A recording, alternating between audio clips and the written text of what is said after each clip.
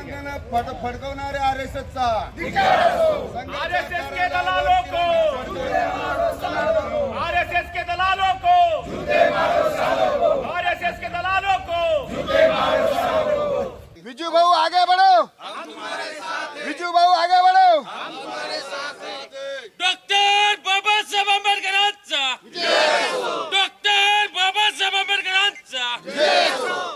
परंतु उद्या किंवा परवा एक तातडीचं एक मोठं आंदोलन या पोलीस आयुक्त कार्यालयावर झालं पाहिजे असं मी या मताचा आहे। मी एवढं बोलून आजच जाऊ भेटायला दादा। सर्व रिपोर्टिंग या मान्य पोलीस आयुक्तांना देत असते। सांगायचं तात्पर्य एवढंच आहे की या शहरामध्ये कोण्या कान्या कोपऱ्यामध्ये आरएसएसचे विंग या ठिकाणी स्थापन होत आहे। डॉक्टर बाबासाहेब आंबेडकरांनी सुद्धा आरएसएसला त्या काळात विरोध केलेला आहे आणि आज आम्ही विजय बाहुड़ और राहुल के ऊपर जो गुना दाखिल हुआ है उसके बारे में आज बैठक थी। क्या बैठक के अंदर आपका डिसीजन हुआ? अभी हम हमेशा कोई भी जब अन्याय अत्याचार होता है या पुलिस की गलत कार्रवाई किसी कार्यकर्ता या समाज बांधवों पे जब होती है तो हम वरिष्ठ पुलिस अधिकारी बोल के पुलिस आयुक्तों को मिलते हैं।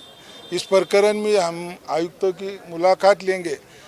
आयुक्त के बारे में जो पवार साहब उनके बारे में हमारा एक अच्छा अनुभव रहा है। पिछले दिनों में जब हम उनके पास की कोई समस्या लेकर गए तो उन्होंने सुसंवाद से उसमें मार्ग निकाला है। इस बार भी वो मार्ग निकालेंगे ऐसे हमारी अपेक्षा है। क्या प्रकरण था पूरा विजय का जो गवर्नमेंट इंजीनियरिंग कॉलेज के पास आरएसएस वाले सभासद नोंदणी कर रहे थे और वो पूरी तरह से बेकायदेशीर है। किसी भी एजुकेशन एरिया में इस तरह का धार्मिक प्रचार प्रसार नहीं होना चाहिए ऐसा कायदा बोलता है। ऐसा होते हुए भी आरएसएस के लोग वहां जाकर अपने सदस्य नोंदणी कर रहे थे। बहुजन समाज के जो हमारे विद्यार्थी है उनके माँ बाप अपनी पूरी ज़िंदगी कमाई लगा के अपने बच्चों को इंजीनियर डॉक्टर बनाने की एक तरफ कोशिश कर रहे हैं और दूसरी तरफ आरएसएस वाले उनको अपने साथ जोड़कर धर्मांध सब बातें सिखाकर उनके हाथ में पत्थर देके ये देश में हिंदू मुस्लिम करने के लिए उनको मैदान में उतारते हैं और उनके खुद के बच्चे जो है वो विदेशों में पढ़ने को भेजते। तो हमारे जो बहुजन समाज के जो बच्चे हैं उसमें ओबीसी है, मराठा है, मुस्लिम है, दलित सभी समाज के जो बच्चे हैं तो उनके भविष्य का वहाँ नुकसान नहीं होना इस इरादे से हमारे विजय बाहुड़ वहाँ गए थे और उनको रोकने का काम वहाँ विजय बाहुड़ ने किया और विजय बाहुड़ ने ही पुलिस को बुलाया। लेकिन पहली बार ऐसा जिसने पुलिस को बुलाया उस पर ही यहाँ गुना दाखिल हुआ है। हमारा पूरा विश्वास है कि पुलिस ने ये किसी के दबाव में किया हुआ है।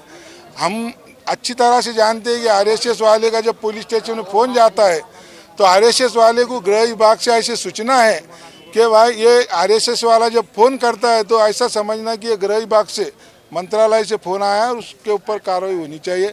ऐसे गृह विभाग से ही पुलिसों को आदेश है। उसी वजह से पुलिस ने कार्रवाई की है। लेकिन औरंगाबाद के पुलिस आयुक्त पवार साहब हमको उन पर पूरा विश्वास है वो इसमें से मार्ग निकालेंगे और विजय के ऊपर गुना दाखिल किए वापस लेंगे। आगे की क्या दिशा रहेगी? अगर अभी हमारे नेता दिनकर दादा ने बताया अगर इस मामले में अगर सविस्तर चर्चा होने के बाद हमारा समाधान कारक अगर वह मार्ग नहीं निकला तो फिर हम सब बैठ के आगे का आंदोलन ठहराएंगे।